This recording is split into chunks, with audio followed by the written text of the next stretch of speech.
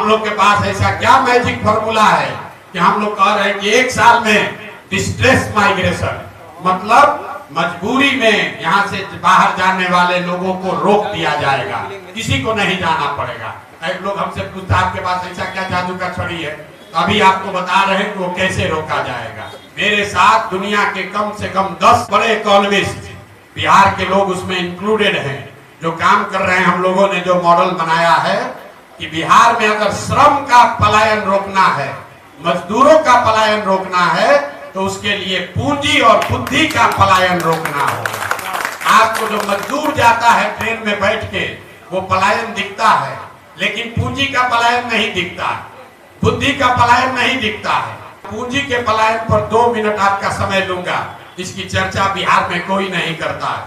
पूंजी समाज में आता कहां से? पूंजी आने का 2 ही तरीका है।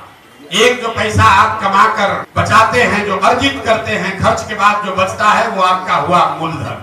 और पूंजी का दूसरा स्रोत है बैंकों से मिलने वाला कर्ज, लोन।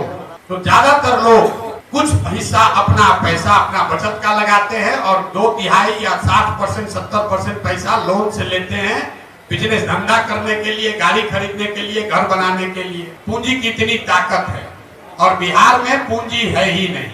पूंजी क्यों नहीं है? क्योंकि यहाँ प्रति व्यक्ति आय है 32,000 रुपया। देश में प्रति व्यक्ति आय है 1,35,000। बिहार में प्रति व्यक्ति आय है 32,000।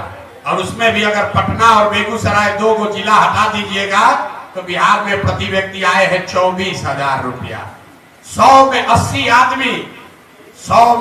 आदमी बिहार में आज की तारीख में भी 100 रुपया नहीं कमाता है। यहाँ बैठा हुआ बहुत आदमी तुरंत कहेगा कि मजदूरी 300 रुपया है तो 100 रुपया कैसे नहीं कमा रहा है?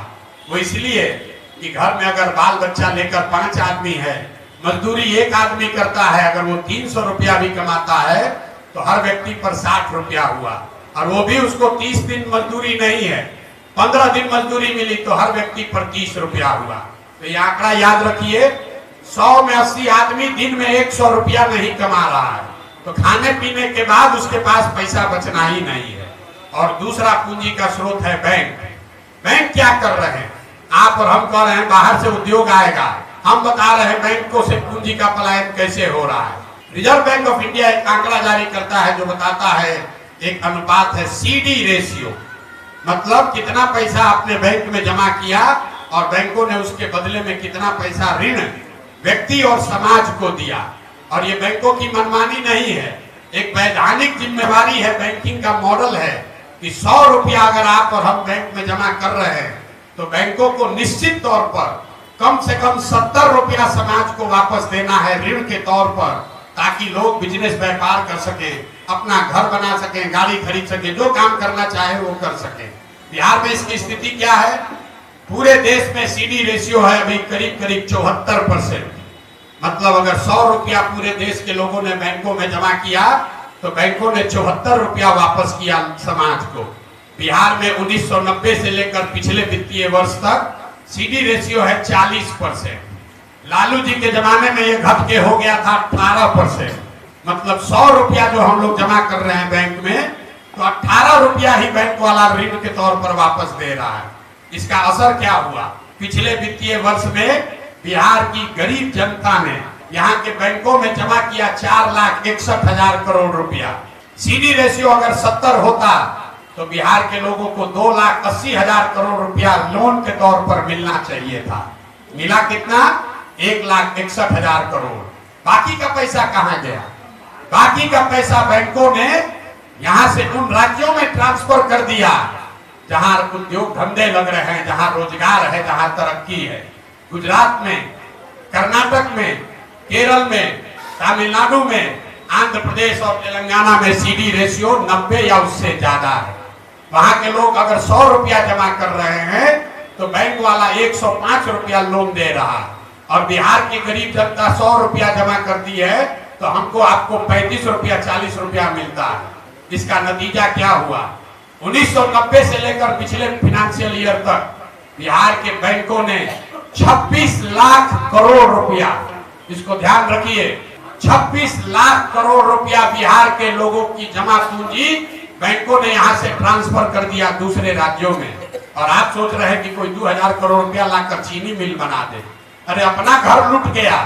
26 लाख करोड़ रुपया बैंकों ने बिहार के लोगों का दूसरे राज्य में दे दिया, और आप और हम सोच रहे हैं कि 2000 करोड़ रुपया कोई बाहर से लेकर आए।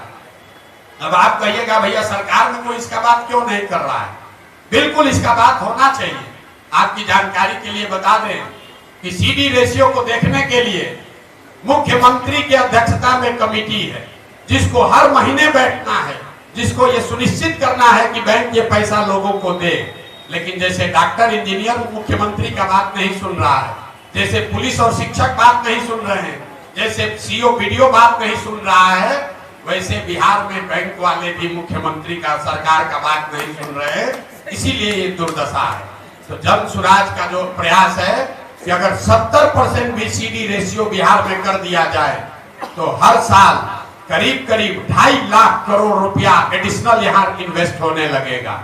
आप बड़ा घर बना सकेंगे, ज्यादा बड़ी गाड़ी खरीद सकेंगे, ज्यादा लोग मोटरसाइकिल खरीद पाएगा, ज्यादा लोग रोजी रोजगार कर पाएगा। जब लोग रोजी रोजगार करेंगे तो स्वाभाविक है यहाँ पर और एम्प्लॉयमेंट जनरेट होगा, उससे यहाँ से पलायन रुकेगा। और अगर पूंजी का पलायन रुका तो उससे बुद्धि का भी पलायन रुकेगा। जो पढ़ लिख कर लोग बाहर जा रहे हैं वो लोग यहाँ वापस आएंगे, और जब बुद्धि और पूंजी दोनों का पलायन रुकेगा तो श्रम का पलायन अपने आप रुक जाएगा। जो फाइनेंशियल मॉडलिंग की गई है, कि अगर 6 महीना में सीडी रेशियो को सुधार दिया जाए तो डिस्ट्रेस माइग्रेशन को इमीडिएटली रोका जा सकता है। तो ये जन सुराज का मंत्र है कि पूंजी के पलायन को रोककर बुद्धि का पलायन रोका जाए, और दोनों के पलायन को रोक के श्रम का पलायन रोका जाए।